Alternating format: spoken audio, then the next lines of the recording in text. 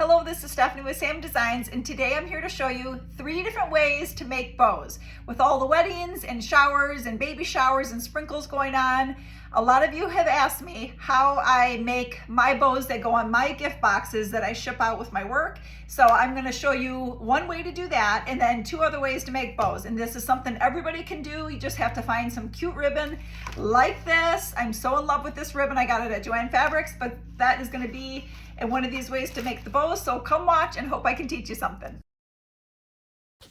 Okay, so for bow number 1, we are going to use this really pretty wired aqua blue ribbon that I got from Dollar Tree, and we are going to measure 8 inches for the first strand. And this is going to be our guide in the same size as all of our loops as we work our way through the entire roll of ribbon. So you're just going to alternate folding each end, alternating back and forth until you get through the whole roll of ribbon.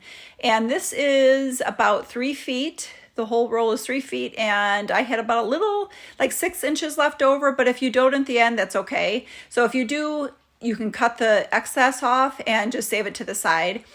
And then the next thing you're going to need is green wire that you would use for like plants or wreaths, or you can use a pipe cleaner in a lighter color. And this is pretty easy to wrap with, and it's not very noticeable. So you can just tie it and twist it around, possibly tie it in the back, however you feel comfortable tying it, just so you have it secure enough.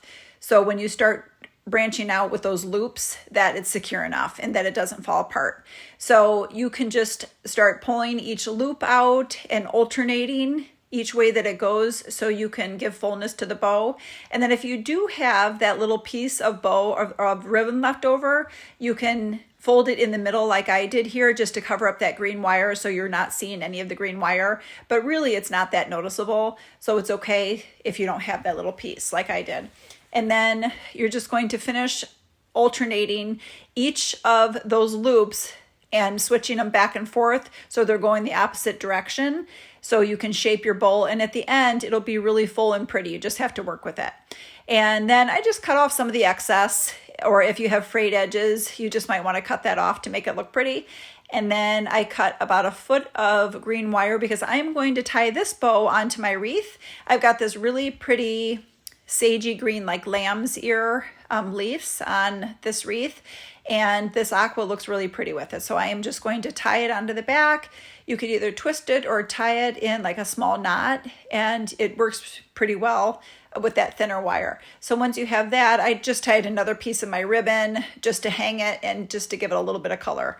So once you shape it, you are good to go with your wreath or your gift. You could put this on a like really pretty gift box, which would be neat too. So for bow 2, we are going to be doing something a little different. This is sheer ribbon, and this is how I wrap my gift boxes. So you're going to have 1 6-foot piece, 1 or 2 3-foot pieces, and 2 2-foot pieces.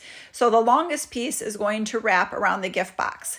Now, keep in mind that this box is 12 inches, so you may have to adjust your lengths accordingly to what your gift is and the size of your gift box that you're wrapping.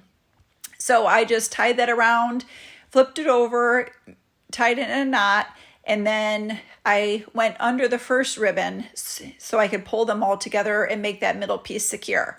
And then you can fix any edges because sometimes those edges like to turn up.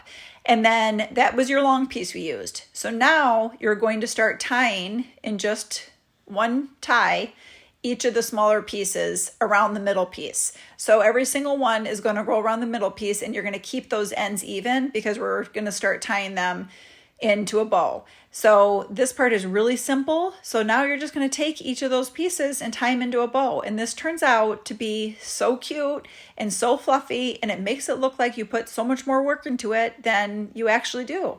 And it's really easy to do. And a lot of people don't realize that, it's pretty simple. So especially for the results. So anyway, if you have any excess or any frayed edges, you can cut those off as well, just like the last ribbon.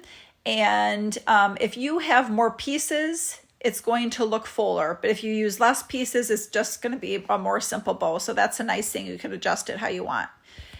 So then once those edges are cut off, we are going to be ready for bow 3.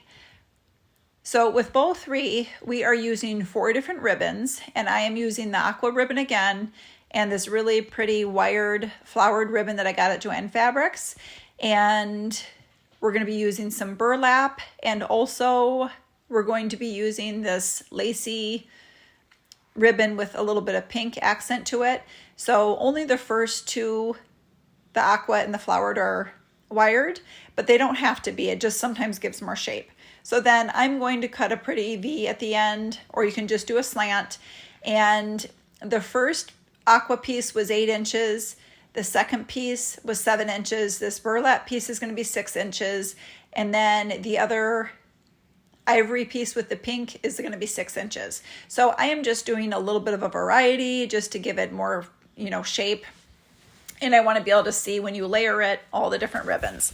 So I actually cut 2 of each of these. I decided it was going to be not full enough. So I went back and cut 2 ribbons each in this of those same sizes because I wanted a fuller bow. So once you have all your pieces cut, you are just going to start layering everything, and you're going to crisscross each of the pieces until you have a nice dimensional bow. Now, if you wanted to use more ribbon, you could use more ribbon. If you wanted to do only 2 colors of ribbon and use less, you could do that too. But this is a really simple way to do this, and you're going to just cinch them all together. So I also found this pink rickracky ribbon, and I love that. So I added that because it matched and pulled in some of the other colors.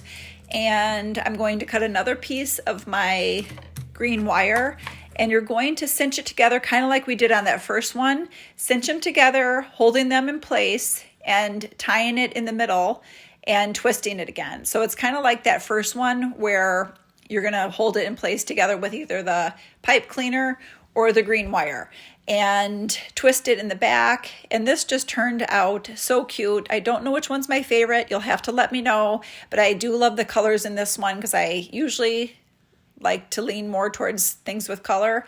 So you'll just have to match it up to, wherever you want to put it. Something like this would be pretty on a vase or even a wreath or a gift, or, there's so many different things that you could use it with. I have my really pretty rope cross that I made, so I wanted to put maybe this in the middle because that would be pretty, especially for spring and Easter. Or you could put it on top of a picture frame, or you could use this like on the gift box like I did in the last box number 2. So I just used a piece of burlap and cut it, and then taped this burlap together, because if I did a knot with the burlap, I was afraid it was going to get too bulky, so I just put a little piece of tape on there, and then I just put a little bit of glue from the glue gun and stuck it in the middle. So it would be really pretty on a gift too for like Mother's Day coming up. So thanks for watching, and I'll be back soon.